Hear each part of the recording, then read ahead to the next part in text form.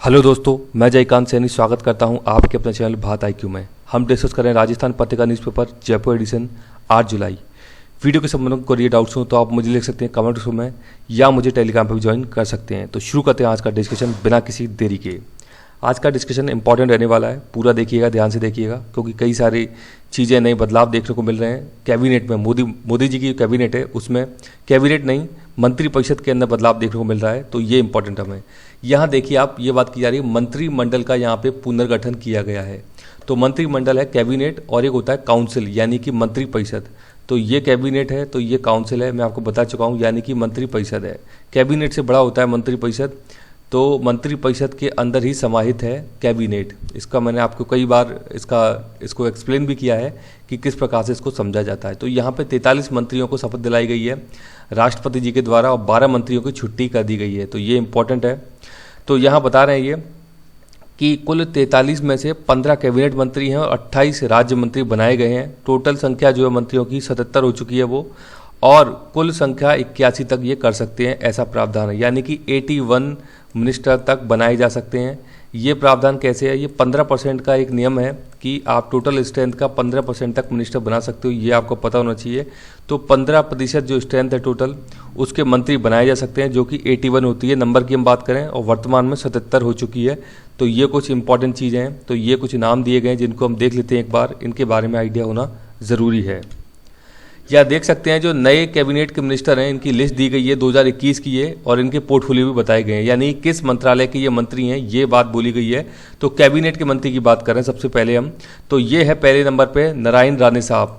इनको दिया गया minister of micro small and medium enterprises, आपने सुना होगा MSME, ये शॉर्ट में है MSME, उसके मंत्री बनाए गए हैं नारायण राणे।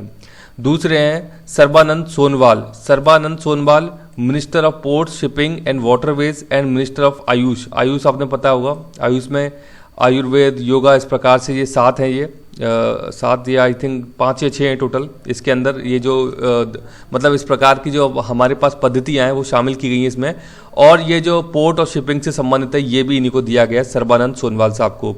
तीसरे यहाँ पे वीरेंद्र कुमार, इनको दिया गया है minister of social justice and empowerment, यानी कि सामाजिक न्याय मंत्रालय दिया गया है वीरेंद्र कुमार को। चौथे हैं ज्योतिरादित्य सिंधिया, इंपॉर्टेंट पर्सनैलिटी हैं ये, कांग्रेस से बीजेपी में शामिल हुए थे ये, इनको दिया गया है मिनिस्टर ऑफ सिविल एविएशन, इनको बनाया गया है। इसके अलावा एक जितिन प्रसाद भी हैं जो कि फिलहाल में कांग्रेस छोड़ के बीजेपी में आए हैं, उनको कोई मंत्री पद नहीं दिया गया है इस बार इनको, तो ये भी इंपॉर्टेंट है। ये है फिर यहाँ पे रामचंद्र प्रसाद सिंह, इनको मिनिस्टर ऑफ स्टील यानी कि स्टील उद्योग इनको दिया गया, स्टील मंत्रालय इनको दिया गया है। अश्विनी वैष्णव है, इनको दिया गया है मिनिस्टर ऑफ रेलवे, यानी कि ये इंपॉर्टेंट मिनिस्ट्री है, इसके बारे में आइडिया होना चाहिए। मतलब कि रेल मंत्रालय दिया गया है अश्विनी जी को, याद रखिएगा। और क्या दिया गया है? Minister of communications and minister of electronics and information technology, 3 मंत्रालय सौंपे गए हैं अश्विनी जी को। इंपॉर्टेंट मंत्रालय है इसमें सबसे ज़्यादा, रेलवे, कम्युनिकेशन और इलेक्ट्रॉनिक्स एंड इंफॉर्मेशन, तीनों ही इंपॉर्टेंट हैं। फिर है पशुपति कुमार पारस जी को दिया गया है minister of food processing industries, food processing industry का मंत्रालय जो है दिया गया है पारस साहब को। किरण रिजिजू साहब को दिया गया है minister of law and justice, यानी कि जो कानून मंत्रालय है वो दिया गया है किरण रिजिजू को। फिर हैं राजकुमार सिंह को दिया गया है minister of power and state and minister of new and renewable energy. New और रिन्यूएबल एनर्जी अलग से मंत्रालय है ये, और मिनिस्टर ऑफ पावर भी अलग से मंत्रालय है। 2 मंत्रालय इनको दिए गए हैं राजकुमार सिंह जी को। हरदीप सिंह पुरी जी को दिया गया है minister of petroleum and natural gas, minister of housing and urban affairs. जो सिटीज से संबंधित जो मंत्रालय है, मतलब कि जो आवासीय जो क्षेत्र हैं उनसे संबंधित जो पॉलिसी बनाने का काम करता है मंत्रालय, वो भी हरदीप सिंह पुरी जी को दिया गया है। फिर है यहाँ पे मनसुख मंडाविया जी को दिया गया है मिनिस्टर ऑफ हेल्थ, ये भी इंपॉर्टेंट मिनिस्ट्री है, minister of health and family welfare और मिनिस्टर ऑफ केमिकल्स। तो ये इंपॉर्टेंट मंत्रालय हैं, ये दिए गए मनसुख मंडाविया जी को, जो कि पहले हर्षवर्धन साहब के पास था। कई बार आलोचना भी की गई कोविड-19 के चलते इनकी, तो ये इंपॉर्टेंट मिनिस्ट्री, इंपॉर्टेंट जिम्मा दिया गया है इस कोविड-19 के दौर में ministry of health and family welfare का मनसुख मंडाविया जी को। यहाँ बात की जा रही है भूपेंद्र यादव जी की, ये इंपॉर्टेंट हो सकता है राजस्थान के संदर्भ में। भूपेंद्र यादव जी राजस्थान से राज्यसभा में सांसद हैं वर्तमान में, और इनको दिया गया है minister of environment and forest climate change, ये प्रकाश जावड़ेकर के पास थी पहले मिनिस्ट्री, जो कि अब भूपेंद्र यादव जी को दे दी गई है और दिया गया है minister of labour and employment. दोनों ही इंपॉर्टेंट मंत्रालय हैं जो कि भूपेंद्र यादव जी को दिया गया है। परषोत्तम रुपलाल जी को दिया गया है minister of fisheries, animal husbandry and dairying को दिया गया है। जी किशन रेड्डी साहब को दिया गया है minister of culture, minister of tourism and minister of development of north eastern region. North eastern region को डेवलप करने के लिए अलग से एक मंत्रालय बनाया गया है जो कि जी किशन रेड्डी साहब को दिया गया है। अनुराग सिंह ठाकुर, इनको ये उत्तराखंड से आते हैं, आई थिंक नहीं उत्तराखंड नहीं, शायद हिमाचल प्रदेश से आते हैं, जी हाँ। अनुराग सिंह ठाकुर साहब को दिया गया है minister of information and broadcasting, minister of youth affairs sports, ये दिया गया अनुराग सिंह ठाकुर साहब को। अब है यहाँ पे 28 नए जो स्टेट मिनिस्टर बनाए गए, ये उनके नाम हैं। तो ये एक बार देख लेते हैं। आपको कैबिनेट के जरूर आपको पता होना चाहिए, ये इंपॉर्टेंट हो जाते हैं, लेकिन फिर भी नज़र डाल देते हैं। जो स्टेट मिनिस्टर, जो मिनिस्टर ऑफ स्टेट हैं जो, तो पंकज चौधरी हैं यहाँ पे minister of state in the ministry of finance, इनको दिया गया है। अनुप्रिया सिंह पटेल हैं, इनको minister of state in the ministry of commerce and industry दिया गया है। सत्यपाल सिंह बघेल, इनको दिया गया minister of state in the ministry of law and justice. Rajeev Chandrasekhar को दिया गया minister of state in the ministry of skill development and entrepreneurship and minister of state in the ministry of electronics and information technology. तो ये जो होते हैं minister of state, ये बनाए जाते हैं सहायता करने के लिए कैबिनेट मिनिस्टर की। आप देख सकते हैं यहाँ लिखा आ रहा है मिनिस्ट्री ऑफ फाइनेंस, जबकि निर्मला सीतारमण जी है मिनिस्ट्री ऑफ फाइनेंस, कैबिनेट मंत्री हैं वो, तो उनकी सहायता के लिए इस प्रकार के ये पद निर्मित किए जाते हैं जिनको हम बोलते हैं मिनिस्टर ऑफ स्टेट। आगे देखते हैं शोभा करंदलाजे, ये है minister of state in the ministry of agriculture and farmers welfare. Bhanu Pratap Singh Verma है यहाँ पे minister of state in the ministry of micro small, या हम बोल सकते हैं MSME। फिर है यहाँ पे दर्दाना विक्रम जरदोश, ये है minister of state in the ministry of textiles and minister of state in the ministry of railways. Meenakshi Lekhi ji हैं, अच्छी प्रवक्ता है बीजेपी की है, तो इनको दिया गया है minister of state in the ministry of external affairs and minister of state in the ministry of culture. Annapurna Devi ji को दिया गया है minister of state in the ministry of education, education के अंदर इनको स्टेट दिया गया है, मिनिस्टर ऑफ स्टेट बनाया गया है। ए नारायण स्वामी, इनको बनाया गया minister of state in the ministry of social justice and empowerment. Kaushal Kishore को बनाया गया minister of state in the ministry of housing and urban affairs. Ajay Bhatt को बनाया गया है minister of state in the ministry of defence and minister of state in the ministry of tourism. BL Verma को यहाँ बनाया गया है minister of state in the ministry of development of north eastern region and minister of state in the ministry of corporation. Ajay Kumar को यहाँ बनाया गया है minister of state in the ministry of home affairs, जो कि अमित शाह जी के पास है, वहाँ पर इन्हें स्टेट का मिनिस्टर बनाया गया है, यानी कि मिनिस्टर ऑफ स्टेट बनाया गया है, राज्य मंत्री बनाया गया है अजय कुमार जी को। इसके अलावा है यहाँ पे फिर चौहान देवूसिन है ये, Devusinh minister of state in the ministry of communications. Bhagwanth Khuba है यहाँ पे minister of state in the ministry of new and renewable energy and minister of state in the ministry of chemicals and fertilizers. Kapil Moreshwar Patil है यहाँ पे minister of state in the ministry of Panchayati Raj. Pratima Bhoumik है यहाँ पे minister of state in the ministry of social justice empowerment. Subhash Sarkar है यहाँ पे minister of state in the ministry of education. Bhagwat Kishan Rao Karad है यहाँ पे minister of state in the ministry of finance. Rajkumar Ranjan Singh भी हैं minister of state in the ministry of external affairs and minister of state in the ministry of education.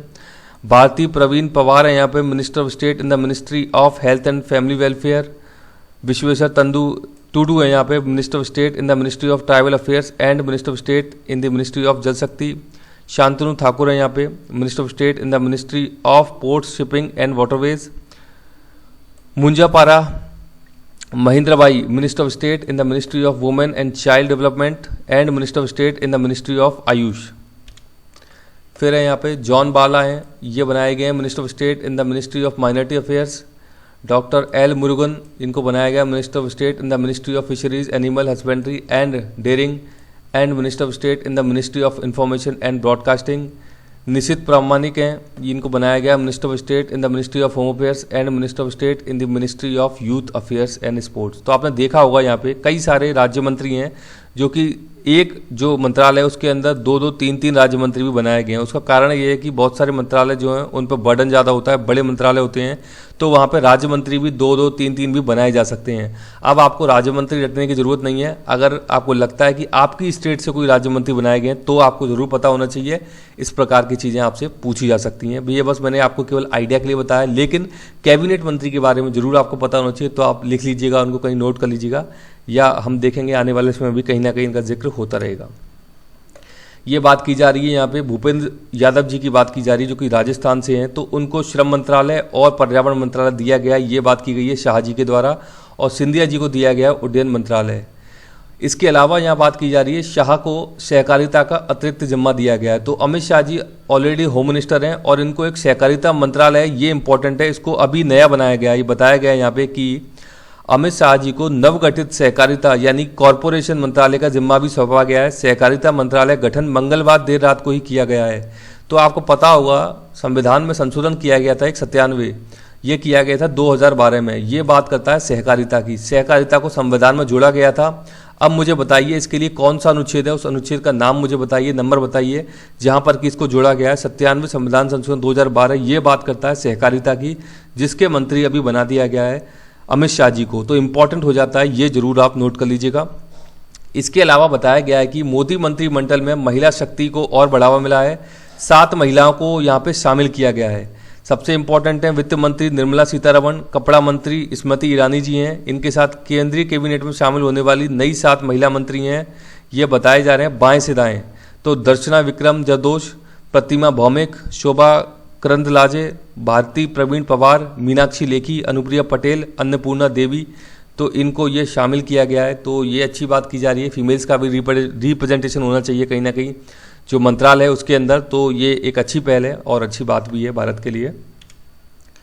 यहाँ बात की जा रही है, ये कुछ सर्वे किया गया है, इसमें पता लगा है कि गुणवत्ता के बारे में, जो वायु की गुणवत्ता है उसके बारे में बात की गई है। ग्रीन पीस इंडिया एक ऑर्गेनाइजेशन है, इंटरनेशनल ऑर्गेनाइजेशन, इसके द्वारा ये आंकड़े जारी किए गए हैं। तो बताया जा रहा है कि 2021 में दिल्ली, हैदराबाद समेत 8 राजधानियों की वायु में नाइट्रोजन डाइऑक्साइड 125% बढ़ गया। यहाँ पे NO2 इसको यहाँ बोलते हैं, ये इसका जो मतलब जिसको लिखा जाता है उसको NO2 लिखा जाता है, नाइट्रोजन डाइऑक्साइड को, और ये वाहनों से और फैक्ट्रियों से निकलता है जो धुआं है उससे फैलता है NO2, उससे बढ़ता है NO2। तो उसकी बात यहाँ पे की जा रही है। तो विशेषज्ञ बता रहे हैं कि औद्योगिक व परिवहन गतिविधियों पर अंकुश नहीं लगना वजह इसकी बता रहे हैं, मूल वजह। तो याद रखिएगा, आपसे पूछा जा सकता है कि नाइट्रोजन ऑक्साइड कहाँ से निकलता है। तो देखिए आप पिक्चर में भी गाड़ियाँ दिखाई गई हैं मुख्य रूप से। तो बड़े शहरों में बहुत ज़्यादा गाड़ियाँ हैं, लोगों के पास अच्छा पैसा कमाते हैं लोग, तो कंफर्ट में रहना पसंद करते हैं, इसीलिए सबकी अपनी सेपरेट गाड़ियाँ होती हैं। इसी के चलते इतना ज़्यादा NO2 बढ़ रहा है इन शहरों के अंदर। तो बता रहे हैं देश में पहले लॉकडाउन के दौरान शहरों में हवा की गुणवत्ता में अच्छा सुधार हुआ था, इसका खुलासा ग्रीन पीस इंडिया ने जारी किया है। लेकिन अभी ये जो है इसमें थोड़ी गिरावट देखी जा रही है। बता रहे हैं जयपुर में 47% बढ़ गई है नाइट्रोजन डाइऑक्साइड। अप्रैल 2020 की अपेक्षा ठीक 1 साल बाद हवा की गुणवत्ता और भी खराब यहाँ पे हो गई है। तो ये एक रिपोर्ट निकाल के आई है, ग्रीन पीस इंडिया के द्वारा इस प्रकार की रिपोर्ट पब्लिश की गई है। तो नाइट्रोजन डाइऑक्साइड के बारे में आपको पता होना चाहिए। यहाँ बात की जा रही है दिलीप कुमार साहब की। तो इनका अभी देहांत हो गया है, कल ही। बेहतरीन अभिनेता हैं, 98 साल के, बहुत अच्छी उम्र जी के गए हैं। तो इनका देहांत हो गया है। ये पीड़ित थे डिमेंशिया से। डिमेंशिया को बोलते हैं स्मृति लोप, यानी कि याददाश्त, मतलब बुढ़ापे में जब आप बुढ़ापे में जाते हो तो आप अपनी याददाश्त खोने लग जाते हो, उसको हम बोलते हैं डिमेंशिया। इंग्लिश का एक वर्ड है, याद रखिएगा, पूछा जाता है एग्जाम्स के अंदर भी। तो उसको बोलते हैं स्मृति लोप, डिमेंशिया। ये इंपॉर्टेंट चीज़ है। तो दिलीप कुमार साहब अब चल दिए हैं, बेहतरीन अदाकार थे ये भारत के अंदर। तो इम्पॉर्टेंट है ये, इसके बारे में आपको आइडिया होना चाहिए। यहाँ बात की जा रही है, ये भी एक बहुत ही जरूरी खबर है, पूरा देखिएगा इसको। राजस्थान में विधान परिषद के गठन की बात चल रही है और इसके लिए प्रस्ताव भी पारित कर दिया गया है। तो राजस्थान में अब उत्तर प्रदेश, बिहार की तरह जल्द ही विधान परिषद का गठन हो जाएगा। वर्तमान में 6 राज्यों के अंदर विधान परिषद है, अगर राजस्थान में होती है तो 7वीं हो जाएगी। गहलोत साहब की अध्यक्षता में मंत्रिमंडल व मंत्रिपरिषद की बैठक में सभी मंत्रियों ने इस संबंध में प्रस्ताव पारित कर दिया। पिछली गहलोत सरकार के समय 2012 को विधानसभा में विधान परिषद को लेकर संकल्प पारित किया गया था, यानी कि रिजोल्यूशन पारित किया गया था। केंद्र सरकार के विधि एवं न्याय मंत्रालय ने विधान परिषद के गठन के प्रस्ताव पर संसद की स्टैंडिंग कमेटी के सुझावों के संदर्भ में राज्य सरकार की राय मांगी है। यानी कि जब यहाँ से परिषद से विधानसभा जो है राजस्थान की, यहाँ से जो संकल्प पारित किया है, जो प्रस्ताव है, पारित करके जाएगा आगे यानी पार्लियामेंट में, तो वहाँ पे इसके ऊपर बैठेगी स्टैंडिंग कमेटी, जो कि अपने सुझाव, अपने निर्णय देगी इसके ऊपर कि इसके ऊपर क्या चीज़ें लेकर के चलनी है। तो स्टैंडिंग कमेटी बैठती है, डिसाइड करती है क्या क्या चीज़ें इसके अंदर होने वाली हैं। तो इसको डिटेल में देखते हैं अभी हम। ये बात की जा रही है लेजिस्लेटिव काउंसिल की, यानी कि विधान परिषद की। इसका बेस क्या है, इसको कैसे गठित किया जाता है, ये बात की जा रही है। तो सबसे पहले हम बात कर लें, भारत के अंदर है बाई कैमरल सिस्टम है, यानी कि द्विसदनात्मक व्यवस्था है, राज्यसभा और लोकसभा। इसी प्रकार से राज्यों के अंदर भी इस प्रकार की व्यवस्था की जा सकती है। तो यहाँ बात करें, the states can also have a legislative council in addition to the legislative assembly through article 169। ये जरूर याद रखिएगा कि ये जो भी विधान परिषद का गठन किया जाता है या विधान परिषद को वहाँ से हटाया जाता है, तो अनुच्छेद 169 इंपॉर्टेंट है। इसी के तहत विधान परिषद गठित की जाती हैं और डिसॉल्व की जाती हैं। अभी हाल ही में जम्मू कश्मीर के अंदर पहले एक हमारे यहाँ पे 7 राज्यों के अंदर विधान परिषद हुआ करती थी, लेकिन जम्मू कश्मीर जब से यूटी बना है वहाँ से विधान परिषद डिसॉल्व हो गई है। तो बात कर रहे हैं वर्तमान में 6 राज्यों के अंदर लेजिस्लेटिव काउंसिल है। ये है आंध्र प्रदेश, तेलंगाना, उत्तर प्रदेश, बिहार, महाराष्ट्र, कर्नाटका और राजस्थान के अंदर भी बातचीत चल रही है। Jammu and Kashmir legislative council has been abolished through the Jammu Kashmir reorganisation bill 2019। आपको पता होगा, जब से ये जो बिल आया इसके बाद से वहाँ पे 370 हट गया, लेजिस्लेटिव काउंसिल की व्यवस्था वहाँ पे खत्म हो गई। तो इस प्रकार से अभी 6 विधान परिषद रह गई हैं भारत के अंदर। तो ये अब यूटी बन गया है, ये बात की जा रही है यहाँ पे। ये देखिए एबोलिशन और क्रिएशन कैसे होता है, आर्टिकल 169 आपको याद रखना है। इसी के तहत किसी भी विधान परिषद का निर्माण किया जाता है या उसे खत्म किया जाता है। तो parliament can abolish legislative council where it already exist और create where it doesn't exist by simple majority. ये याद रखिएगा, पार्लियामेंट जो है वो सिंपल मेजोरिटी के द्वारा इसको गठित करती है और इसको एबॉलिश करती है। ये भी पूछा जा सकता है कि विधान परिषद का जो गठन होता है उसके लिए कौन सी मेजोरिटी की आवश्यकता होती है, तो इसके लिए चाहिए होती है simple majority, that is a majority of the members of each house and voting. ये बात की जा रही है राज्यसभा और लोकसभा दोनों के अंदर बात की जा रही है सिंपल मेजोरिटी से।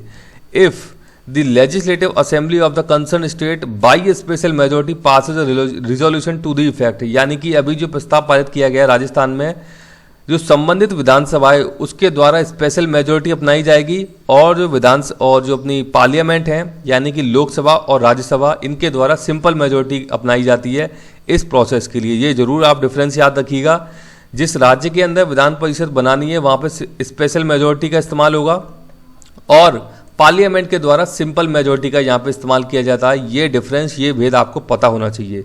स्पेशल मेजोरिटी आपको पता है 2/3 है, 2/3 से कम नहीं होना चाहिए। जो स्ट्रेंथ है वहाँ की सदन की, ये आपको पता होना चाहिए 2/3 है। इस प्रकार से स्पेशल मेजोरिटी बोलते हैं 2/3 को। तो ये पार्लियामेंट के संबंध में है, स्पेशल मेजोरिटी है ये विधानसभा के संबंध में है, जबकि सिंपल मेजोरिटी जो है ये है आपकी पार्लियामेंट के संबंध में। अब मुझे बताइए, मेरा आपसे प्रश्न है, सिंपल मेजोरिटी कितनी होती है, इसका मुझे परसेंटेज में बताइए। मैं आपको पहले बता चुका हूं, अगर आपको याद होगा पिछले कुछ महीनों पहले मैंने आर्टिकल डिस्कस किए थे। तो मुझे बताइए सिंपल मेजोरिटी कितनी होती है। यहाँ पे कंपोजिशन देखिए आप। अब under article 171 of the constitution, the legislative council of a state shall not have more than 1/3 of the total strength of the state assembly. यहाँ पे क्या बात की जा रही है, आर्टिकल 171 ये भी कहता है कि आपकी स्टेट असेंबली में कितने मेंबर हैं, उसके 1/3 से ज़्यादा सदस्य नहीं होंगे विधान परिषद के अंदर। 1/3 से ज़्यादा सदस्य नहीं होंगे विधान परिषद के अंदर, जितनी भी आपकी स्ट्रेंथ है विधान सभा के अंदर। ये इसकी एक शर्त बताती है आर्टिकल 171 के तहत। और 40 मेंबर से कम भी नहीं हो सकते हैं विधान परिषद के अंदर। ये भी 2 इसकी शर्तें याद रखिएगा विधान परिषद के लिए कि 40 मेंबर से कम नहीं होंगे। इसके अलावा 1/3 विधानसभा की जो स्ट्रेंथ है उससे जो मेंबर हैं टोटल, उससे 1/3 से ज़्यादा भी नहीं होंगे। ये बात बताई गई है। यहाँ पे एक्सेप्शन था, एक अपवाद था जम्मू कश्मीर को लेकर के। पहले वहाँ पे 36 सदस्य थे, तो ये इसकी मिनिमम जो स्ट्रेंथ है वो 40 मेंबर की होनी चाहिए विधान परिषद के अंदर। ये बात करता है आर्टिकल 171। यहाँ बात की जा रही है राज्यसभा की, legislative council is a continuing chamber. जैसे कि राज्यसभा है उसी प्रकार से विधान परिषद भी कॉन्टिन्यूइंग चैम्बर है, यानी कि हमेशा चलता रहता है, कभी भंग नहीं होती है, जैसे राज्यसभा का भी भंग नहीं होती है।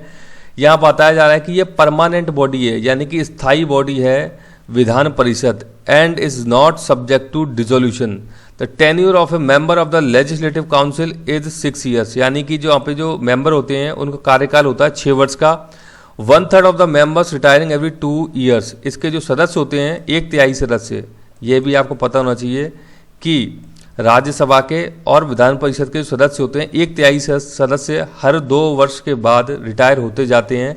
ये कुछ इसकी शर्तें हैं, कुछ नियम हैं, तो इनके बारे में आपको आइडिया होना चाहिए। ये बात की जा रही है। अफगानिस्तान से वापसी कर रहा है अमेरिका अभी, तो उसके बारे में ये एक एडिटोरियल लिखा गया है। यहाँ बात करें युद्ध क्षेत्र में जो मददगार बने उनकी सुरक्षा का क्या, अमरीकियों के काम आने वाले उनके अफगानी मित्र जब तालिबान के शिकार होंगे तो ये वास्तव में शर्मनाक होगा। ये क्या हम बता रहे हैं कि अब यूएसए है वो अफगानिस्तान से बाहर निकलना चाह रहा है, अपने हाथ खींचना चाह रहा है वहाँ पे। ये पहले ही ट्रम्प साहब घोषणा कर चुके थे, जैसे कि जो बाइडेन भी फॉलो कर रहे हैं अभी। तो यहाँ अभी बात की गई है एक बगराम सैन्य एयरबेस की। बगराम सैन्य एयरबेस अफगानिस्तान के अंदर है, जिस पर कि कब्जा था यूएसए का, यानी कि यूएसए के होल्ड में था। यूएसए इसे बिना किसी नोटिस के, बिना किसी को बताए इसे ऐसे ही छोड़कर चला गया है इस एयरबेस को। 20 वर्षों तक यूएसए ने अफगानिस्तान में अपनी तैनाती रखी, अपनी फोर्सेज यहाँ पे रखी और कहीं ना कहीं एक प्रकार से अपना होल्ड बना करके रखा था यूएसए के अंदर। लेकिन अब वापसी कर रहा है यूएसए, उसे लगा कि ये इसका कोई समस्या का हल निकलने वाला नहीं है। बहुत ज़्यादा धन बर्बाद कर दिया, रिसोर्सेज बर्बाद कर दिए यूएसए ने अफगानिस्तान के अंदर। तो इस प्रकार की चीज़ें निकल करके आ रही हैं। ऐसी बात नहीं है, यूएसए ने किया है। रशिया को भी अफगानिस्तान छोड़ना पड़ा था, क्योंकि रशिया भी इनके जो इश्यूज हैं उनको सॉल्व नहीं कर पाया था। तो अब उसी क्रम में यूएसए भी दिखाई दे रहा है, अफगानिस्तान से बाहर निकलता दिखाई दे रहा है। लेकिन ये बात की जा रही है कि अफगानिस्तान में जो अफगानिस्तान के लोग थे जिन्होंने कि यूएसए को मदद किया था, अब यूएसए उनको जब छोड़ के जा रहा है और तालिबान उनके ऊपर अटैक करेगा, अत्याचार करेगा, मानवाधिकारों का उल्लंघन करेगा, तो उसका फिर कौन मतलब उसको देखने वाला है, उसके लिए कौन सपोर्ट के लिए खड़ा हुआ है। तो ये चर्चाएं इसके अंदर की जा रही हैं। यहाँ पर अपनी अपनी कुछ स्ट्रेटेजी भी हैं, जैसे कि चीन की हम बात करें तो चीन अपने OBOR को लेकर के वन बेल्ट वन रोड जो उसका कॉन्सेप्ट है, जो उसका प्लान है, उसका टारगेट है, वो उसको अपना पूरा करने के लिए पूरे प्रयास कर रहा है अच्छे से। तो अफगानिस्तान भी उसका पार्ट है। तो देखने को ये मिलेगा कि तालिबान को अब कैसे डील किया जाएगा, क्योंकि पाकिस्तान फुल सपोर्ट देता है टेररिज्म एक्टिविटीज करने के लिए तालिबान को। तो चाइना कैसे डील करेगा तालिबानियों से, इनको कैसे शांत करेगा, क्योंकि उसे तो अपना इकोनॉमिक जो ग्रोथ है उसको बढ़ाना है, अपना एक्सपोर्ट बढ़ाना है। तो अफगानिस्तान के अंदर ये जो तालिबान जैसा एक समुदाय है, ग्रुप है, बहुत बड़े स्तर पर फैल चुका है अफगानिस्तान के अंदर। तो इसको कैसे शांत किया जाएगा, इससे कैसे टॉक की जाएगी, क्या स्ट्रेटेजी होगी आने वाले समय में, तो ये सारी चीज़ों को लेकर संशय बना हुआ है। और अफगानिस्तान के जो लोग हैं उनके अंदर भी डर का माहौल है, उनके अंदर भी संशय बना हुआ है। यहाँ बात की जा रही है पासपोर्ट की। तो बात की जा रही है सबसे शक्तिशाली पासपोर्ट है जापान का, और भारत का पासपोर्ट काफ़ी कमज़ोर होता हुआ दिख रहा है। जापान नंबर 1 पे है, भारत की स्थिति है 90वें स्थान पर, यानी कि 90 रैंक मिली है भारत के पासपोर्ट को। अब इसका मतलब क्या होता है, पासपोर्ट की शक्ति का मतलब ये होता है कि एक देश है, उसने अपने नागरिकों को, नागरिक नहीं, जो मतलब देश के रहने वाले लोग हैं, उनको पासपोर्ट जब इशू किया जाता है तो वो उस पासपोर्ट से कितने देशों में वीज़ा ऑन अराइवल या बिना वीज़ा के घूम सकते हैं। तो यहाँ ये बात की जा रही है। तो जापान उन मामलों में नंबर 1 पे है, मतलब कि जापान के जो नागरिक हैं अपना पासपोर्ट लेकर के किसी भी देश में वीज़ा ऑन अराइवल ले सकते हैं। इसके अलावा उनको वीज़ा भी फ्री दिया जाता है, ये बात की जाती है। जैसे कि हम देखते हैं एग्जांपल, भारत के अंदर जब भारत के लोग आपने देखे होंगे घूमने फिरने जाते हैं, थाईलैंड बड़ा अच्छा एक डेस्टिनेशन है टूरिज्म का। तो थाईलैंड में जब जाते हैं भारत के लोग घूमने के लिए, तो वहाँ पे वीज़ा ऑन अराइवल की फैसिलिटी दी गई है भारतीय लोगों को घूमने के लिए वहाँ पे। तो आप वहाँ पे जाइए और आपका 1 घंटे के अंदर पूरा काम हो जाता है। थाईलैंड के एयरपोर्ट पर आपको वीज़ा इशू हो जाता है। इसी प्रकार से आपने मॉरिशस का नाम सुना होगा। मॉरिशस के अंदर भारतीय लोग जब घूमने जाते हैं तो उनको वीज़ा का कोई चार्ज नहीं लगता है, उनको वीज़ा का अप्रूवल नहीं लेना होता है। तो इस प्रकार से भारत को भी कई देशों के द्वारा इस प्रकार की सुविधाएं दी गई हैं। लेकिन नंबर 1 पे जो है वो जापान है। भारत की स्थिति इसमें और कमज़ोर हो गई है, यानी कि 90वें स्थान पर आ गई है। तो बात की जा रही है कि भारतीय पासपोर्ट अफ्रीकी देश गैबोन व ताजिकिस्तान के साथ 90वें स्थान पर है, यानी कि इन देशों की श्रेणी में शामिल हो गया है। अब ये गैबोन और ताजिकिस्तान बहुत ही पिछले से देश हैं। ये भारतीय पासपोर्ट धारकों को मात्र 58 देशों में वीज़ा फ्री या वीज़ा ऑन अराइवल एक्सप्रेस की सुविधा है। भारत से ऊपर देखिए देश कौन से हैं, Burkina Faso, Rwanda, Cuba, Uganda, Zimbabwe, ये ऐसे देश हैं जो कि अफ्रीका के देश हैं। ये आप देख सकते हैं, ऐसे देश भारत से ऊपर हैं। भारत की मतलब पासपोर्ट की जो पावर है कितनी कम हो गई है इसमें, तो ये बात बताई गई है। ये आंकड़े जारी किए हैं, तीसरी तिमाही के ये रैंकिंग निकल के आई है। तो इसका आपको थोड़ा बहुत एक आइडिया होना चाहिए पासपोर्ट की जो पावर होती है वो किस प्रकार से कैलकुलेट किया जाता है, किस प्रकार से काम करती है। यहाँ बात की जा रही है, राष्ट्रपति हैं मोसे। हैती एक देश है, इसके राष्ट्रपति हैं मोसे, इनकी घर में घुस करके हत्या कर दी है। मतलब आप समझ सकते हैं कितनी बड़ी बात है, किसी देश के राष्ट्रपति की घर में घुसकर हत्या कर देना, मतलब कितना बड़ा षड्यंत्र है। कोई मतलब वहाँ पे कुछ कोई रेगुलेशन, कोई नियम नहीं है, कोई लॉज नहीं है। इसका मतलब कि अब राष्ट्रपति को घर में घुस के मार रहे हैं, तो आप समझ सकते हैं कैसे वहाँ पे हालात होंगे। तो बात की जा रही है हैती की राष्ट्रपति हैं यहाँ पे जोवेनेल मोसे, उनकी निजी आवास पर मंगलवार देर रात अज्ञात हमलावरों के एक समूह ने हत्या कर दी। पत्नी, उनकी हालत अभी गंभीर है यहाँ पे, ये बताया जा रहा है। तो इसको बताया जा रहा है कि घृणित, अमानवीय और बर्बर का है। इसको अंतरिम पीएम वहाँ पे क्लाउड जोसेफ के द्वारा इसको बताया गया है कि ये बहुत ही अमानवीय घटना है जो इस प्रकार की गई है राष्ट्रपति मोसे के लिए। यहाँ देखिए आप, जो हैती की बात की जा रही है, ये है देश हैती। ये बात यहाँ की जा रही है, यहाँ के राष्ट्रपति को मार दिया गया है घर में घुस करके। तो आप देखिए कैरिबियन जो एरिया है, इसके आसपास का एरिया है, ये है कैरिबियन सी। यहाँ देख सकते हैं मैक्सिको, अटलांटिक ओशन यहाँ पे है, ये पैसिफिक ओशन वाला हिस्सा आ जाता है इधर। ये कैरिबियन सी है, गल्फ ऑफ मैक्सिको यानी मैक्सिको की खाड़ी आप देख सकते हैं यहाँ पे। तो हैती की लोकेशन का आपको आइडिया होना चाहिए कहाँ पर स्थित है ये देश हैती। तो यहाँ पर ये घटनाक्रम अभी देखने को मिला है। तो मुझे आशा है कि वीडियो आपको अच्छा लगा होगा। यदि वीडियो अच्छा लगा है तो जैसे लाइक करें, शेयर करें, सब्सक्राइब करें, ताकि और भी लोग वीडियो का फायदा उठा सकें। आप मुझे अपने सुझाव कमेंट में भेज सकते हैं या मुझे ईमेल भी कर सकते हैं। इसी के साथ धन्यवाद, मिलते हैं अगली वीडियो में।